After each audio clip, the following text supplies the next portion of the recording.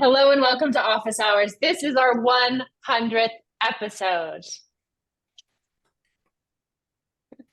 We have 100. been 100. We have been doing these consecutively since 2016. I think Susie Jensen has been with us for every episode.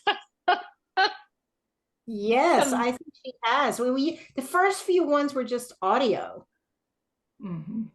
I We think. started, yes, we started audio. I was in my mother-in-law's office. I remember on a landline. It was 2016, feels like several lifetimes ago. We've gone through the Zoom transformation. We've moved on to video. We went through the pandemic. I had my twins, and we're still here talking about yoga, our eternal fascination. Today's topic is 53 things I've learned in 53 years of teaching yoga. So, can we just take a moment and bask in that sentence? 53 years of teaching yoga, Mom. The only Put other a thing longer than that is breathe. You look much too young to have done anything for 53 years. Thank you, Lizzie. So excited to have you here, Frances. Mom, what do you want to say before we officially get started? You ring your bells. And I want to ring the bells first and then say this. okay. No, I always like to ring the bells and have us sit in front of our sitting bones, pubic bone down, head over the body.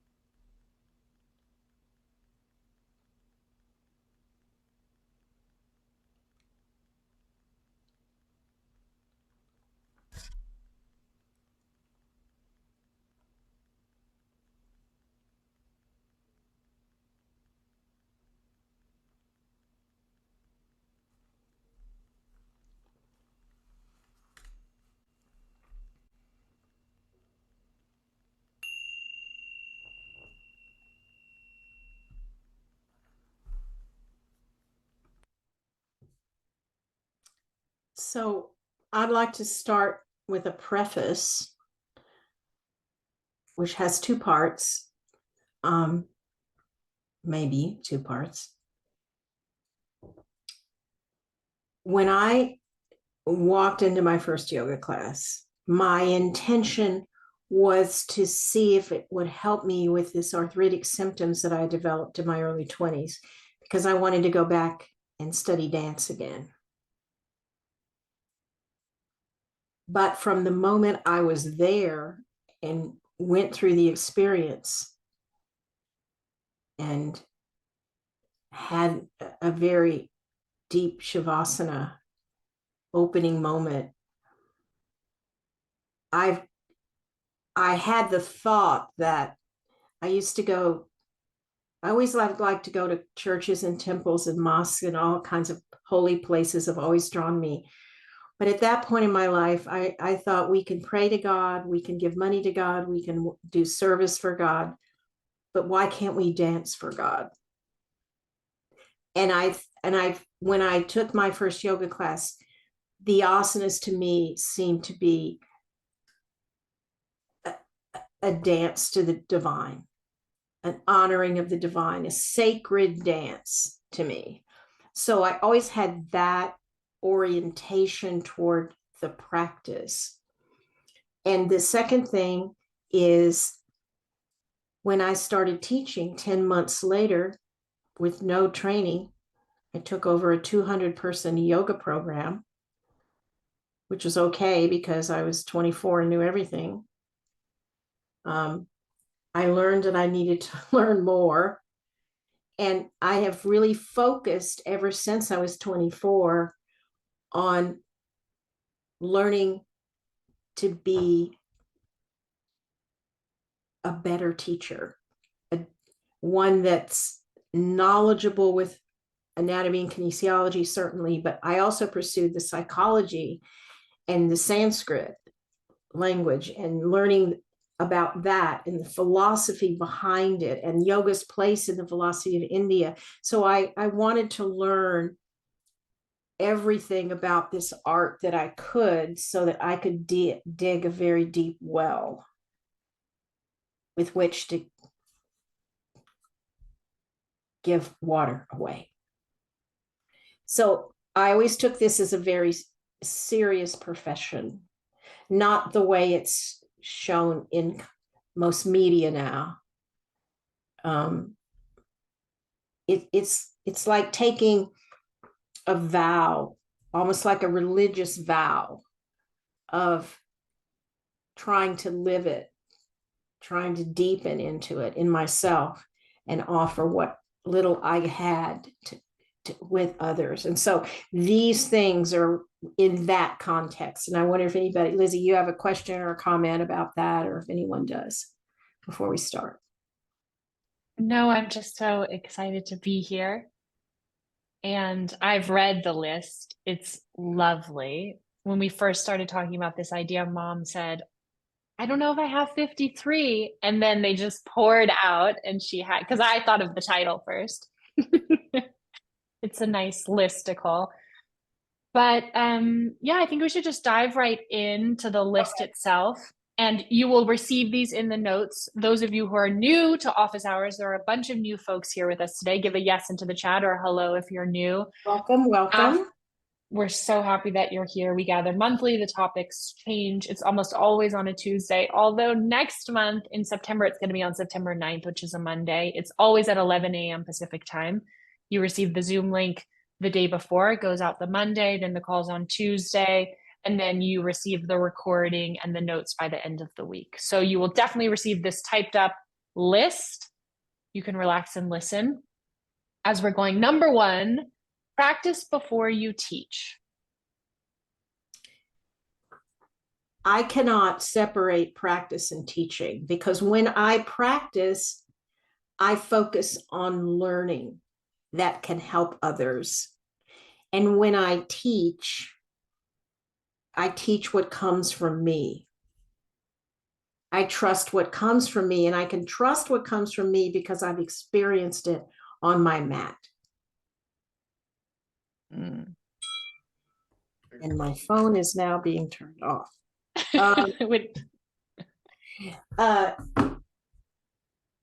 Because I'd rather, whatever I say to you is not new. As a teacher, it's out there. There's a million books on yoga, philosophy, anything that I say. If I use someone else's words, it won't touch you. But if I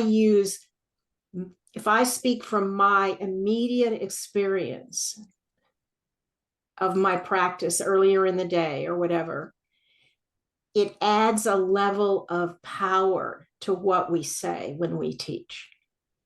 And it touches people.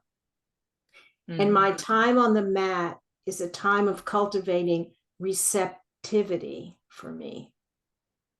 And that's where I get a lot of ideas for poems, books, images.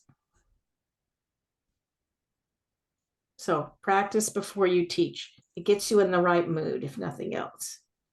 Number two, practice regularly with love. Why is the love important? Because practice isn't a punishment.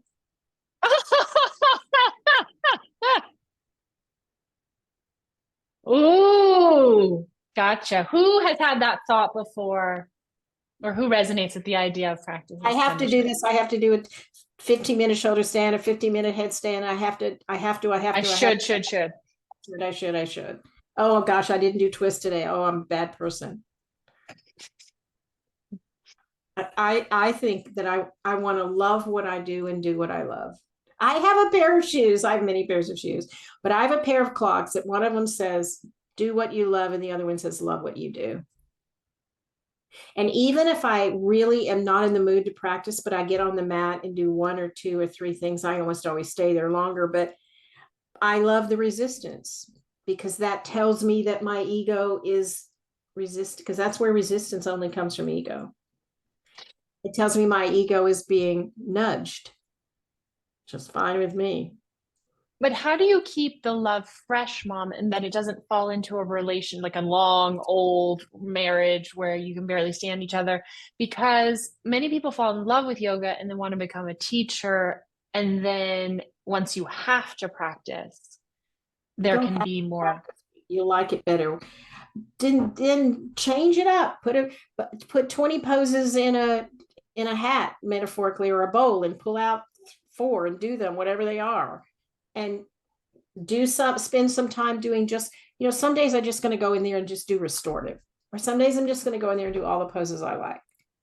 Mhm. And don't do the same thing every day. Yeah. I've been practicing from your book 30 Essential Poses recently. Since we came back from Montana, somehow I got that book in my hands and I've been doing, there's a bunch of sequences at the back and I've been doing them in the mornings. They're really nice because they're different than what I would instinctually do. And it's like a whole new spice in my practice. Add a new spice to your soup. Mhm. Mm. Okay, number 3, arrive on time. Actually, arrive a little early, so you'll be there on time. When we arrive on time, we show our respect for the practice and for the teacher who's going to come after us. Because when we arrive in time, we start on time and we end on time.